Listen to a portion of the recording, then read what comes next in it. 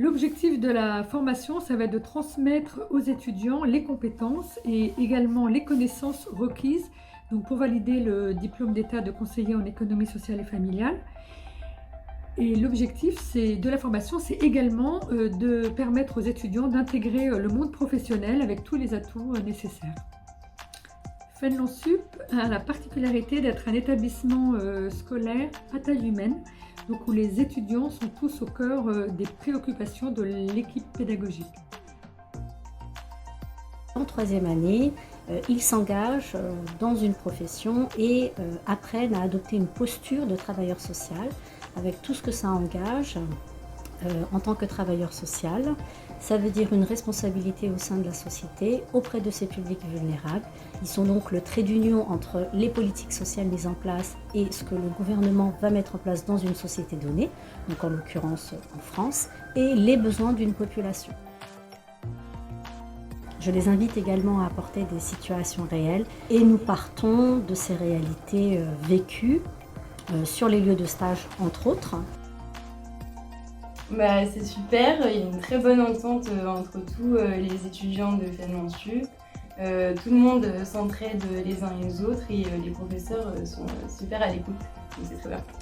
Pour moi, être étudiant à Fénelon Sup, c'est être encadré du début à la fin sur notre formation et une écoute de la part de l'équipe pédagogique et administrative.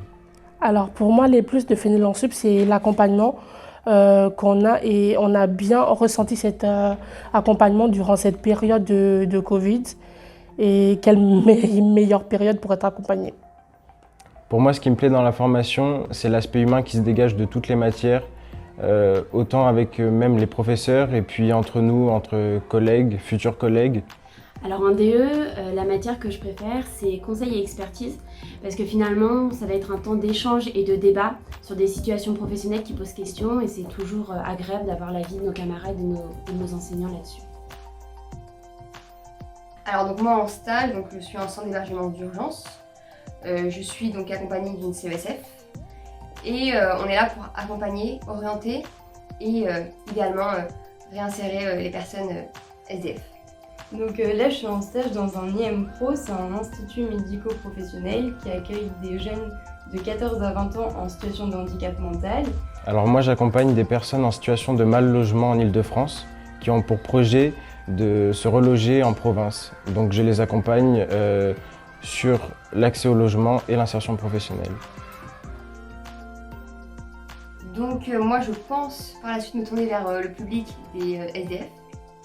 Après, il y a plusieurs champs, plusieurs possibilités, différents publics. Et grâce à mon stage de troisième année, où j'ai pu découvrir ce public-là, je pense me tourner vers ce public. Après cette formation, j'aimerais bien faire un master spécialisé sur le handicap et notamment sur l'autisme.